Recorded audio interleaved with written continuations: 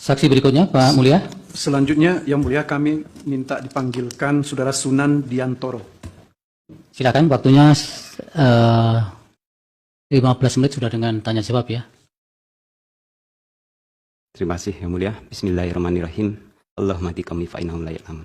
Assalamualaikum warahmatullahi wabarakatuh. Yang terhormat Majelis Hakim Mahkamah Konstitusi, para kuasa hukum pemohon, termohon dan pihak terkait, serta seluruh rakyat Indonesia yang sedang menyaksikan persidangan ini. Nama saya Sunan Diantoro, saya adalah kuasa hukum dari Dr. Dimas Brian Wicaksono yang melaporkan KPU di DKPP. Saya juga kuasa hukum dari Muhammad Taufik yang melaporkan KPU di Bawaslu. Yang Mulia, pokok laporan kami di DKPP Register Pengaduan nomor 135 adalah karena adanya tindakan KPU yang menerima pencalonan Gibran Raka Buming Raka telah menyalahi prinsip berkepastian hukum, yaitu A. Tidak secara tegas menjalankan peraturan perundang-undangan, B. Tidak melakukan tindakan dalam rangka penyelenggaraan pemilu sesuai yurisdiksinya, C.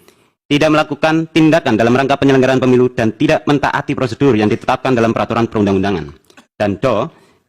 Tidak menjamin pelaksanaan pemilu yang adil dan tidak berpihak. Yang Mulia, persidangan perkara kami dijadikan satu dengan perkara 136, 137, dan 141 yang kemudian kita ketahui bersama pada tanggal 5 Februari 2024, laporan kami dikabulkan oleh DKPP. Dan KPU dinyatakan melanggar pasal 11 huruf A dan huruf C, pelanggaran terhadap prinsip berkepastian hukum, pasal 15 huruf C dan E, pelanggaran terhadap prinsip profesional, dan pasal 19 huruf A, pelanggaran terhadap prinsip kepentingan umum, pada peraturan DKPP nomor 2 tahun 2017 tentang kode etik dan pedoman perilaku penyelenggara pemilu. Namun kami tetap menyayangkan DKPP hanya memberi sanksi peringatan keras terakhir kepada Ketua KPU, meskipun Ketua KPU sudah terbukti 4 kali melanggar kode etik. Yang Mulia, ada fakta yang terungkap dalam persidangan DKPP yang kedua tanggal 8 Januari 2024, yaitu 1. Adanya tindakan KPU membuat surat nomor 1145 tanggal 17 Oktober 2023 dalam rangka menindaklanjuti putusan MK nomor 90. DKPP menyatakan tindakan tersebut tidak tepat dan tidak sesuai dengan perintah pasal 10 PKPU 1 tahun 2022.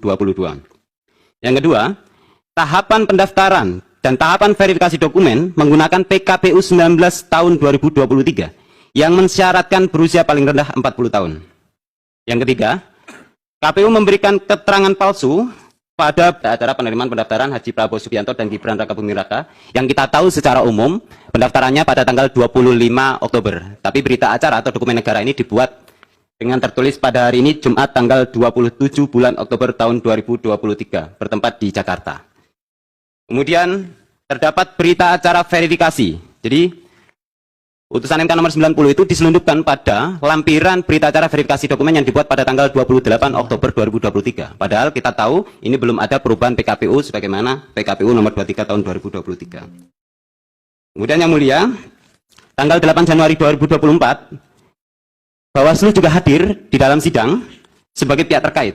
Pada saat itu Bawaslu berdalih tidak dapat melakukan pengawasan untuk menguji keabsahan dan validitas dokumen pencalonan karena tidak dapat mengakses SILON atau Sistem Informasi Pencalonan. Yang Mulia, tanggal 12 Januari 2024, 4 hari setelah sidang DKPP, saya diminta oleh Muhammad Taufik untuk menjadi kuasa hukumnya dan melaporkan KPU kepada Bawaslu atas dugaan tindak pidana pemilu dan garing atau pelanggaran administrasi terhadap berita acara penerimaan pendaftaran dan berita acara verifikasi dokumen persyaratan. Kemudian kami mendapat surat elektronik nomor 49 tahun 2024 dari Bawaslu, tanggal 17 Januari 2024, terkait pemberitahuan tentang status laporan kami tanggal 12 Januari 2024. Dalam surat tersebut, Bawaslu menyatakan laporan kami tidak memenuhi syarat material. Ini yang penting Yang Mulia, yang perlu kami sampaikan bahwa dalam surat tersebut, mungkin ini bisa ditampilkan surat ini.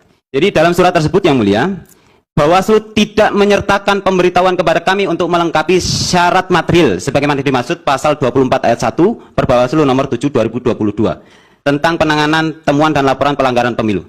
Sehingga kami tidak mengetahui kekurangan syarat material apa yang tidak termenuhi menurut Bawaslu itu. Dan apa upaya hukum yang dapat kami tindak lanjuti dari surat Bawaslu tersebut. Jika merujuk per Bawaslu kan kami harusnya diberikan ruang untuk memperbaiki, tapi itu tidak ada. Kemudian Yang Mulia, padahal pada pelanggaran yang kami maksud disaksikan sendiri oleh Bawaslu pada sidang DKPP tanggal 8 Januari 2024. Jadi alasan kami membuat laporan ke Bawaslu itu juga karena Bawaslu tidak menjadikan pelanggaran-pelanggaran tersebut sebagai temuan. Kemudian setelah putusan DKPP tanggal 5 Februari 2024 sebagai kuasa hukum kami berkirim surat kepada KPU untuk memperbaiki dan merubah berita acara penerimaan pendaftaran, berita acara verifikasi dokumen, persyaratan, dan surat keputusan KPU tentang penetapan pasangan calon. Karena tidak diindahkan, tanggal 7 Februari 2024, kami mensomasi KPU untuk segera beritikat baik melakukan perbaikan tersebut. Namun sampai sekarang tidak ada perbaikan dokumen-dokumen negara yang kami maksudkan tersebut. Yang mulia, atas pelanggaran-pelanggaran KPU tersebut dan tidak adanya pengawasan yang dilakukan oleh Bawaslu, pada tanggal 12 Februari 2024, kami melaporkan seluruh anggota KPU dan seluruh anggota Bawaslu di DKPP. Namun, tanggal 18 Februari 2024, kami menerima surat elektronik dari DKPP yang menyatakan pengaduan kami tidak memenuhi syarat dengan alasan pokok perkara pengadu sudah diputus DKPP tanggal 5 Februari 2024. Padahal pokok perkara kami berbeda. Yang B, perubahan atau perbaikan berita acara verifikasi dokumen serta surat keputusan penetapan bukan kewenangan DKPP. Dan yang C, KPU sudah menindaklanjuti putusan DKPP. Yang mulia, faktanya Gibran Rakabuming Raka masih mengikuti kontestasi Pilpres 2024 sekalipun tidak memenuhi syarat usia. Yang mulia, sebagai warga negara Indonesia yang memiliki hak konstitusional memilih presiden dan wakil presiden, semua upaya hukum sudah kami tempuh untuk melawan dan membongkar persekongkolan jahat KPU, Bawaslu, dan DKPP pada Pilpres tahun 2024. Yang berkaitan dengan PN Jakarta Pusat, bagaimana ini? Ya, jadi izin juga menyampaikan yang mulia, hari ini juga kami berbagi dengan rekan kami, sedang ada sidang di PN Jakarta Pusat berkaitan dengan perbuatan melawan hukum yang dilakukan oleh KPU karena menerima pendaftaran Gibran Rakabuming Raka pada tanggal 25 Oktober tahun 2023. Ya, menurut kami itu tidak sesuai dengan PKPU 19 tahun 2023. Ya, apalagi yang menjelaskan. Kemudian, yang mulia, perlu kami sampaikan, kami sudah laporkan KPU ke DKPP, kami sudah laporkan KPU ke Bawaslu, bahkan KPU dan Bawaslu juga kami sudah laporkan kepada DKPP. Tapi kami tidak menemukan jalan apapun. Kami